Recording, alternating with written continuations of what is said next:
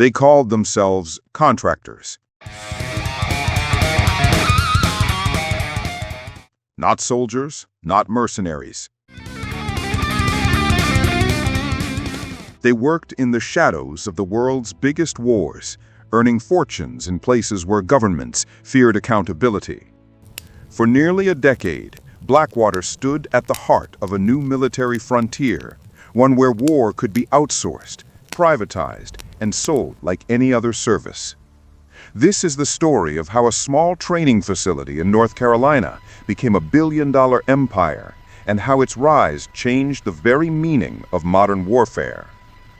Blackwater began in 1997, founded by Eric Prince, a former U.S. Navy SEAL and heir to a billion-dollar family fortune built on automotive parts.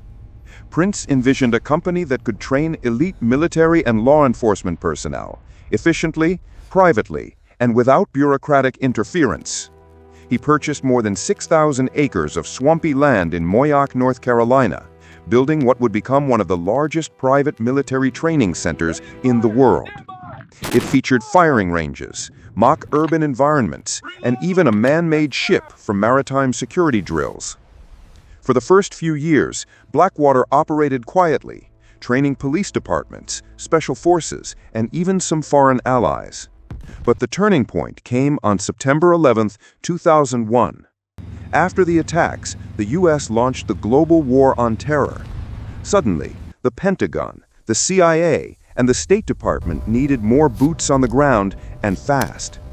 Private companies were no longer just support contractors. They were becoming an essential arm of U.S. foreign policy. By 2002, Blackwater was providing armed security to the CIA and guarding bases in Afghanistan. A year later, as the U.S. invaded Iraq, its role expanded dramatically. The U.S. government, overwhelmed by the sheer scale of its operations, began outsourcing security. And Eric Prince's company was perfectly positioned to deliver.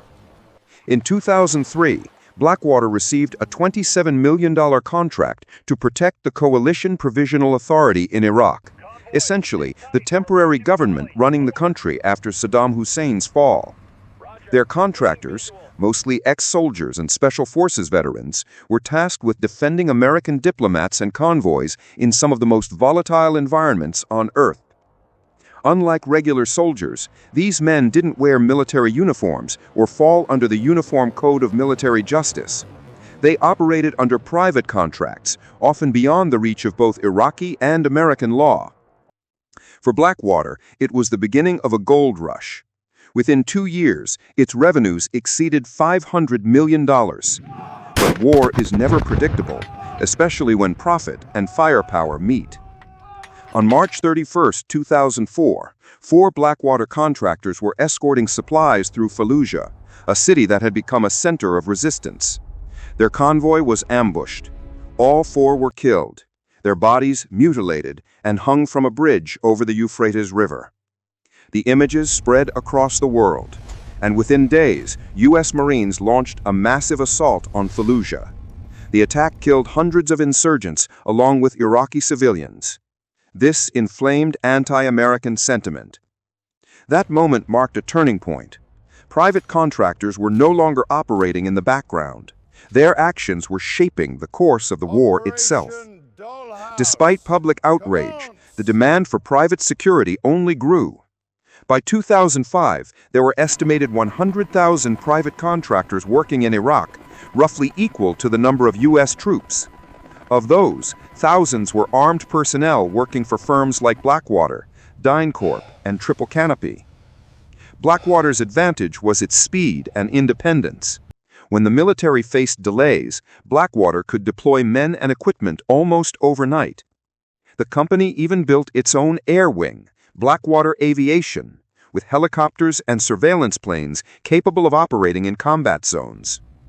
At its peak, the firm employed over 20,000 contractors from around the world, many of them veterans of special operations units.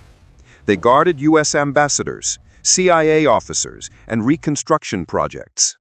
They were paid well, often 6 figures per year, and expected to take extraordinary risks.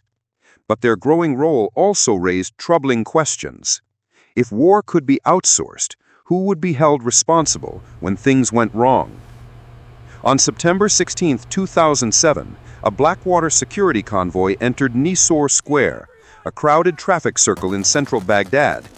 Witnesses said the contractors opened fire without provocation. Within minutes, 17 Iraqi civilians were dead, including women and children. Blackwater claimed its men were responding to an attack in self-defense, but multiple investigations, including by the FBI, concluded that the shootings were unjustified. It became a symbol of the impunity of private forces. Iraqis saw it as murder. In Washington, it triggered hearings, lawsuits, and an international scandal. Congress summoned Eric Prince to testify. Calm and disciplined, he defended his company as a patriotic enterprise, saying his men acted with courage in chaotic circumstances. But for many lawmakers, the damage was already done. The State Department suspended Blackwater operations in Baghdad. Iraq revoked its license, and U.S. oversight agencies began scrutinizing every contract. By 2008, Blackwater's reputation had become toxic. The company attempted to rebrand as Z Services, hoping to shed its controversial past. Eric Prince, facing mounting political pressure, resigned as CEO in 2009. In 2014, 4 former Blackwater contractors were convicted in a U.S. court for their roles in the Nisour Square killings. Years later, in 2020, they were pardoned by President Donald Trump, reigniting debate about accountability and justice. Meanwhile, Eric Prince moved abroad, investing in new ventures across Africa and Asia, security, logistics, and aviation firms operating in politically unstable regions. He claimed these were humanitarian or commercial operations. Critics saw them as the rebirth of private warfare under different names. Today, the legacy of Blackwater stretches far beyond its name. Private military companies have become a permanent feature of global conflict. From Afghanistan to Ukraine, from the Sahel to the South China Sea, private firms now train, supply, and sometimes fight for governments and corporations around the world. The line between public and private defense has blurred.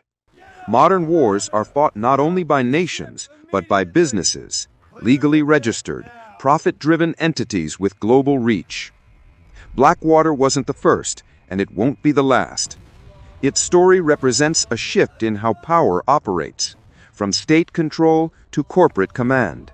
And while its founder faded from the spotlight, his idea that war could be efficient, privatized, and profitable continues to shape global security policy today.